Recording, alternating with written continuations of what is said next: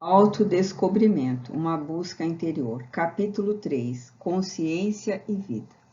Incursão na consciência. Remontando-se à origem da vida, aos seus mais remotos passos, encontra-se a presença do psiquismo originado em Deus, aglutinando moléculas e estabelecendo a ordem que se consubstanciou na realidade do ser pensante. Etapa a etapa, através dos vários reinos, essa consciência embrionária desdobrou os germes da lucidez latente até ganhar o discernimento vasto plenificador. À medida que a complexidade de valores se torna unificada na sua atualidade, surgem no comportamento do indivíduo, por atavismo das experiências anteriores, os conflitos e os distúrbios que respondem na área psicológica pelos muitos problemas que o afligem. Faz-se então indispensável, ao adquirir-se o conhecimento de si, o aprofundamento da busca da realidade, deslindando os complicados mecanismos viciosos que impedem a marcha ascensional e não levam à realização total. Os impulsos orgânicos propelem sempre para a comodidade, a satisfação dos instintos, o imediatismo do prazer, a prejuízo da meta essencial, a libertação dos processos determinantes dos renascimentos carnais, que são as paixões primitivas. A atração pelo mundo exterior conduz, por sua vez, a inumeráveis distonias emocionais, que atormentam e desvairiam o indivíduo, afugentando-o de si mesmo num rumo difícil de ser mantido. Somente através de um grande empenho da vontade é possível olhar para dentro e pesquisar as possibilidades disponíveis para melhor identificar o que fazer, quando e como realizá-lo.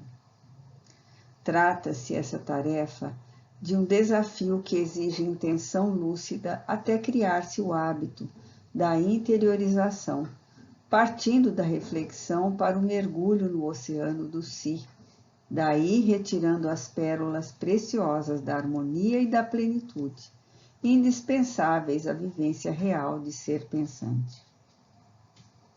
A mente não adestrada nessa busca hesita e retrai-se, impedindo-se o descobrimento dos recursos inimagináveis que esperam para ser desvelados. As tendências do relaxamento e ao menor esforço, inerentes ao processo da evolução pelo trânsito nas fases anteriores, dificultam os procedimentos iluminativos e imprescindíveis. Na excursão ao mundo objetivo, o ser adquire conhecimentos intelectuais e experiências vivas das realizações humanas. No entanto, apenas no esforço de interiorização conseguirá identificar-se com os objetivos essenciais da sua realidade, harmonizando-se. Adquirir a consciência plena da finalidade da existência na Terra constitui a meta máxima da luta inteligente do ser. O Evangelho refere que Jesus asseverou, conforme as anotações de Mateus, no capítulo 6, versículos 22 e 23. A candeia do corpo são os olhos. Se estes, pois, forem simples, todo o teu corpo será luminoso. Mas se forem maus, todo o teu corpo ficará às escuras. Se, portanto, a luz que há em ti são trevas, quão grandes são tais trevas. Nessa figura admirável, o psicoterapeuta por excelência estabeleceu a essencialidade da vida nos olhos, encarregados da visão, a fim de que, despretensiosos dos aparatos transitórios do mundo, mergulhem na luz interior, de modo que tudo se faça claridade. O reino da luz é interno, sendo imperioso penetrá-lo, para que as trevas da ignorância não predominem, densas e perturbadoras. Os olhos espirituais, a mente lúcida, são a chama que desce ao abismo da individualidade para iluminar os meandros sombrios das experiências passadas, que deixam marcas psicológicas profundas, ora ressumando de forma negativa no comportamento do ser. Insatisfação, angústia, fixações perturbadoras são o saldo das vivências perniciosas, cujas ações deletérias não foram digeridas pela consciência e permanecem pesando-lhe na economia emocional. Manifestam-se como irritabilidade, mal-estar para consigo mesmo, desinteresse pela vida, ideias autodestrutivas em mecanismos de doentia expressão, formando quadros psicossomáticos degenerativos. Quaisquer terapias para fazê-los cessar terão que alcançar-lhe as raízes, a fim de extirpá-las, liberando os núcleos lesados do psiquismo e restaurando-lhes a harmonia vibratória ora afetada. Trata-se de uma experiência urgente, quão desagradável nas primeiras etapas, porquanto, a exemplo de outros exercícios físicos, causam cansaço e desânimos, resultante da falta deste hábito salutar, até que, vencida essa primeira fase, comecem a produzir leveza e rapidez de raciocínio, lucidez espiritual e inefável bem-estar. Cada vez que é vencido um patamar e superados os impedimentos castradores e de culpa, mais amplas possibilidades se apresentam, liberando o indivíduo dos conflitos habituais e equipando-o de legítimas alegrias. A vida se lhe torna ideal e a morte não se afigura desagradável por vivenciá-la nos estados de meditação, sentindo-se o mesmo no corpo ou fora dele. Interiorizar-se cada vez mais, sem perder o contato com o mundo físico e social, deve ser a proposta equilibrada de quem deseja realizar-se no encontro com os valores legítimos da existência. Podemos considerar que este tentame leva o experimentador do mundo irreal, o físico, para o real, o transpessoal, gerador e causal de todas as coisas. Consciência responsável. Responsabilidade, em bom vernáculo, é a qualidade ou condição de responsável. O ser responsável, por extensão, é aquele que se desincumbe fielmente dos deveres e encargos que lhe são conferidos, que responde pelos próprios atos ou pelos que outrem, tornando-se caráter moral, quando defende os valores éticos pertencentes aos outros e à vida. A responsabilidade pode ser deferida desde quando é delegada por uma autoridade ou lei, a fim de ser cumprido o estatuto que estabelece e caracteriza os valores e compromissos a serem considerados. Essa é a mais comum, encontrada em toda parte. Além dela, existe aquela que é conquistada pelo amadurecimento psicológico, pela conscientização inerente às experiências resultantes da evolução. Muitas vezes, a responsabilidade que se torna atributo do caráter moral do indivíduo faz-se grave empecilho ao processo de engrandecimento do ser, caso o seu portador se atenha à letra ou ao limite do estabelecido, sem examinar a necessidade que lhe é apresentada do ponto de vista da compreensão. Graças à conceituação de responsabilidade, criminosos de guerra e servidores rudes buscam passar a imagem de inocência ante a crueldade que aplicaram, informando que cumpriam ordens na desincumbência das infelizes tarefas e que estavam sujeitos a imposições mais altas que deveriam atender. Outros responsáveis por massacres cruéis e atitudes agressivas refugiam-se na transferência de responsabilidade, elucidando que deveriam agir conforme o fizeram, ou sofreriam as consequências da desobediência. Nas instituições militares, a responsabilidade cega o indivíduo de modo a obedecer sem raciocinar e a cumprir ordens sem discuti-las ou justificá-las.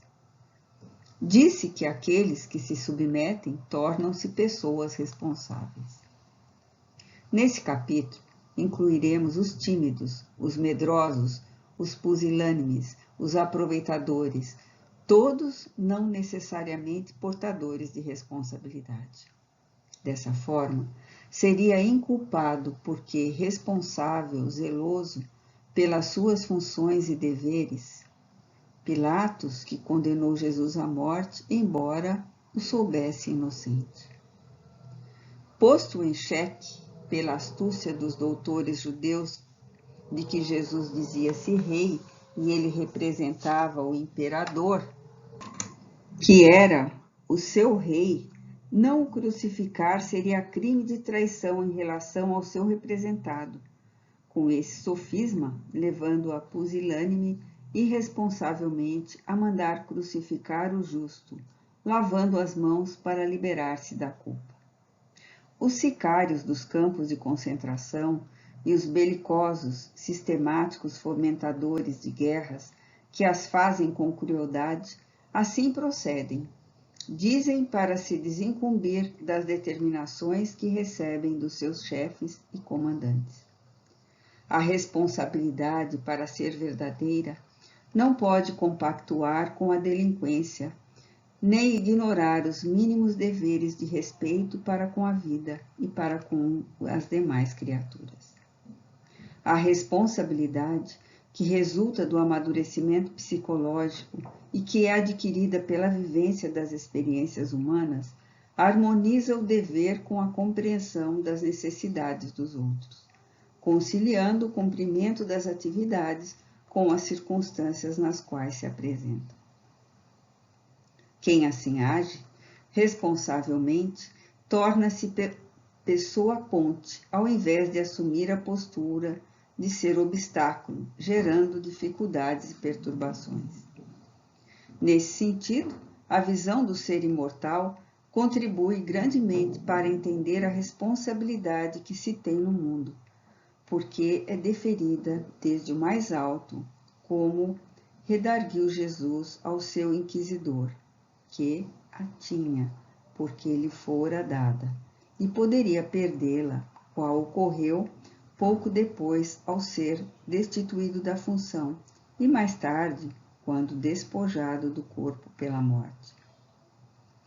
Para a aquisição da responsabilidade consciente, os valores eternos do espírito são indispensáveis, de modo a serem absorvidos e vivenciados, ultrapassando os limites das determinações humanas de horizontes estreitos e curtos. Considerando-se a existência física como sendo um breve período de aprendizagem, na larga faixa das sucessivas reencarnações, o ser adiciona ao conceito da responsabilidade os contributos do amor. Dessa forma, identificando os melhores meios para agir quando pode e deve, com consciência, não se precipitando a tomar decisão quando deve, mas não pode, ou quando pode, mas não deve. Responsabilidade inconsciente. Consciência e sofrimento. O desabrochar da consciência é um trabalho lento e contínuo, que constitui o desafio do processo da evolução. Inscrevendo no seu âmago a lei de Deus, desenvolve-se de dentro para fora a esforço da vontade concentrada, como meta essencial da vida. Da mesma forma que, para atingir a finalidade, a semente deve morrer para liberar o vegetal que lhe dorme em latência. A consciência rompe a obscuridade na qual se encontra, a inconsciência, para conseguir a plenitude, a potencialidade do si espiritual a que se destina. Nesse desenvolvimento inevitável que se dá durante a existência física nas várias etapas reencarnacionistas, O sofrimento apresenta-se como meio natural da ocorrência evolutiva, constituindo o processo de maturação e de libertação do espírito, o ser imortal. Enquanto esse fenômeno não ocorrer, o indivíduo permanecerá mergulhado em um estado de consciência coletiva amorfa, perdido no emaranhado dos instintos primitivos, das paixões primárias, em nível de sono sem sonhos, sem autoidentificação, sem conhecimento da sua realidade espiritual. Para que possa refletir a luz, a gema experimenta a lapidação que a princípio lhe arrebenta a aspereza, facultando-lhe a liberação da ganga até o âmago, onde jaz toda a pureza e esplendor. Em face à sensibilidade de que é constituído, o ser humano também experimenta a purificação mediante a dor, que gera os sofrimentos psicológicos, físicos e morais, que o propelem ao aceleramento do esforço de sublimação, na qual conseguirá a planificação. Diante da ignorância da necessidade de evoluir, estágio do adormecimento da consciência, o sofrimento se lhe apresenta agressivo e brutal, gerando revolta e alucinação. À medida que aprimora a sensibilidade, ele faz profundo, sutil fomentador de crescimento e transformação interior. Mergulhado na sombra da desidentificação de si mesmo, o ser embrutecido não sabe eleger as aspirações éticas e estéticas para a felicidade, perturbando-se na contínua busca do atendimento às necessidades fisiológicas, sensações, em detrimento das emoções psicológicas que o capacitam para a conquista do belo, do nobre e do bom. O despertar da consciência, saindo da obscuridade do amálgama do coletivo para a individualização, é acompanhado pelo sofrimento, qual parto que proporciona o desabrochar da vida, porém, sob o guante ainda inevitável da dor.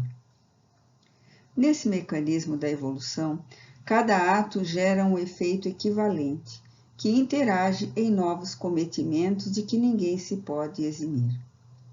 Para ser parte do grupo social no qual se movimenta e se desenvolve, influencia-o, querendo ou não, e com este produzindo um envolvimento coletivo, que responde pelo seu estacionamento ou progresso, conforme favorável ou perturbador seja o conteúdo da sua atividade.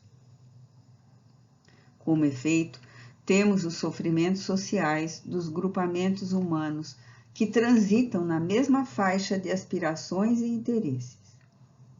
A reencarnação é lei da vida, impositiva, inevitável, recurso de superior qualidade para o desenvolvimento do espírito. Esse arquiteto de si mesmo e do seu destino. Dispondo da livre opção ou arbítrio, ele trabalha em favor da rápida ou lenta ascensão, conforme o comportamento a que se entrega. Como luz nos refolhos da consciência adormecida, o que deve ou não fazer, cabe-lhe aplicar com correção os impulsos que o propelem ao avanço de acordo com o que deve ou não realizar, de forma a conseguir a harmonia, ausência de culpa. Toda vez que se equivoca ou propositadamente erra, repete a experiência até corrigi-la, provação. E se insiste teimosamente no desacerto, expunge-o em mecanismos de dor, sem alternativa ou escolha, expiação. O sofrimento estrutura-se, portanto, nos painéis da consciência, conforme o nível ou patamar de lucidez em que se expressa.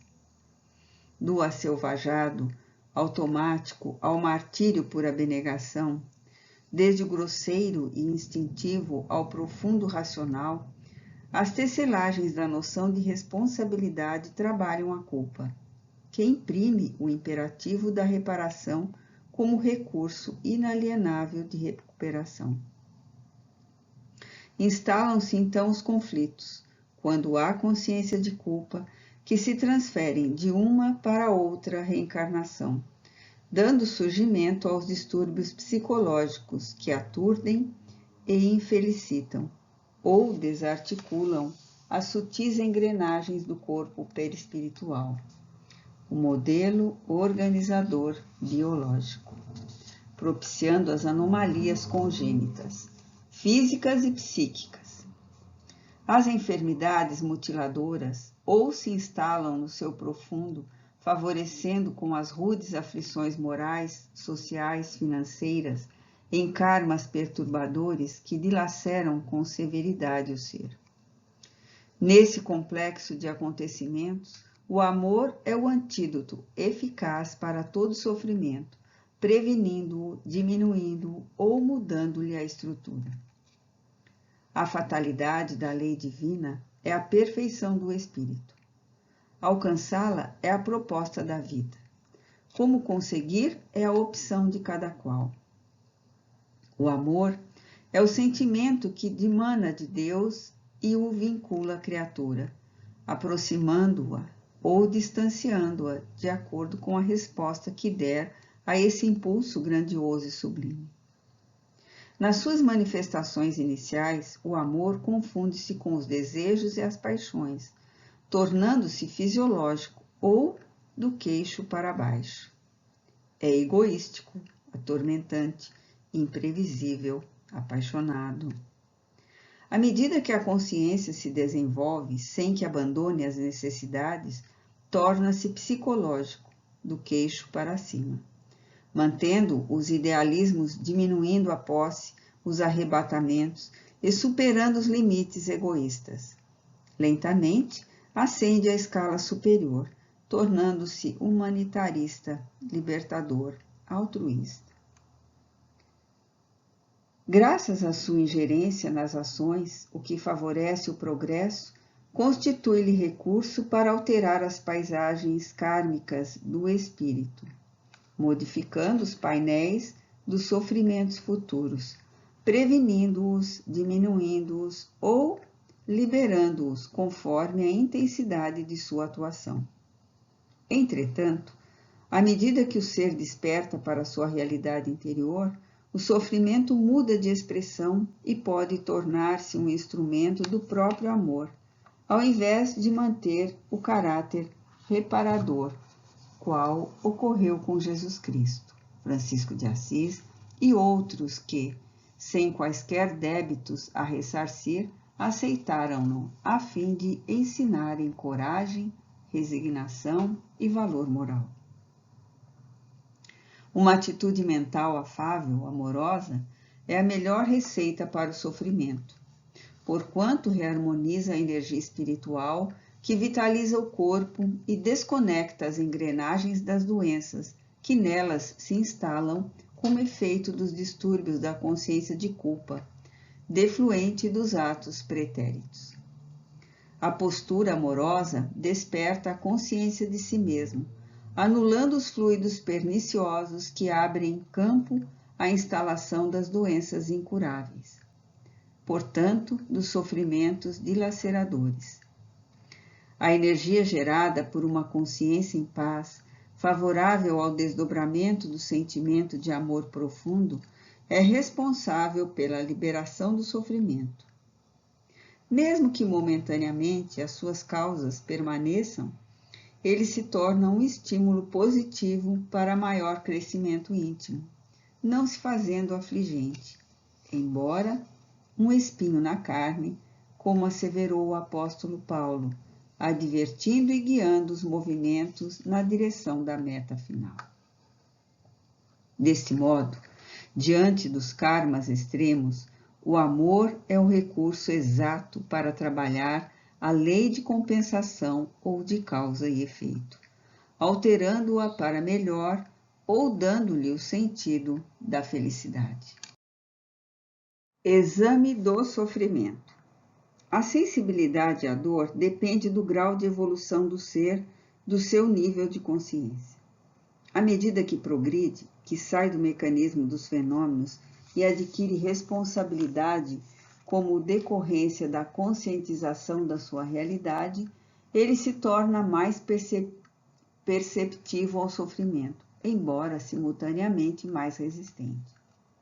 Os desgastes biológicos decorrentes da entropia naturais no processo da vida, que exigem a consumpção da energia, não o atormentam quando ocorrem nas faixas primárias das sensações, passando a afligi-lo apesar da grande resignação de que se faz portador na área moral, portanto, na dos sentimentos profundos, das emoções.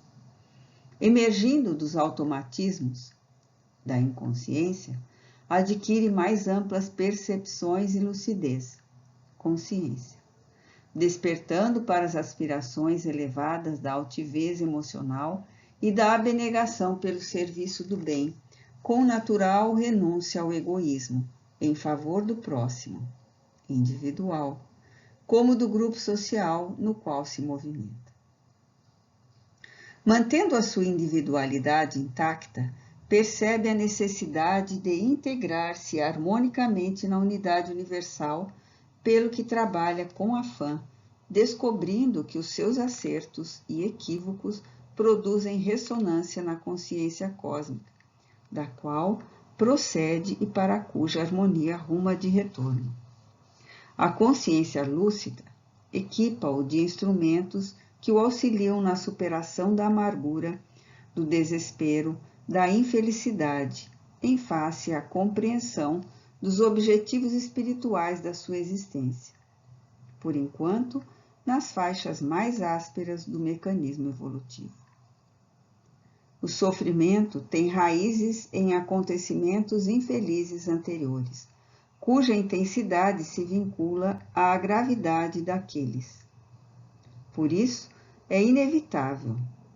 Gerada a causa, estão disparados os efeitos que alcançarão o infrator, convidando-o à reparação, que ocorre quando são detidos os fatores da perturbação.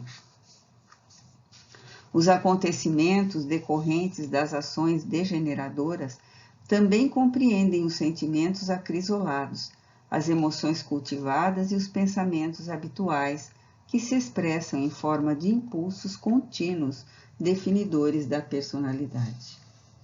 A vida mental e emocional é a desencadeadora dos fenômenos ativos, consubstanciados nessas ocorrências. É importante preservar-se a fonte gerando experiências salutares, porquanto o corpo físico, tornando-se automático às influências, executa as pressões originais de que se faz objeto. Quando o arqueiro libera a flecha, já não pode deter-lhe o destino. Assim também ocorre com as ideias emocionalmente comprometidas, ante a vontade fraca que as direciona e liberta. O corpo é veículo dúctil ao pensamento, sujeito aos sentimentos e vítima da emoção. De acordo com a qualidade deles, passa a ter a sua organização condicionada, e o sofrimento é-lhe sempre a consequência das expressões errôneas.